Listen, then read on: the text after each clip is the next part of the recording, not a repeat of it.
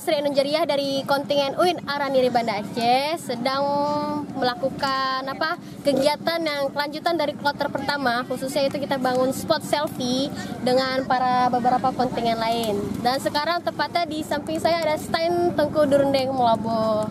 Acara ini berjalan selama 2 hari ke depannya.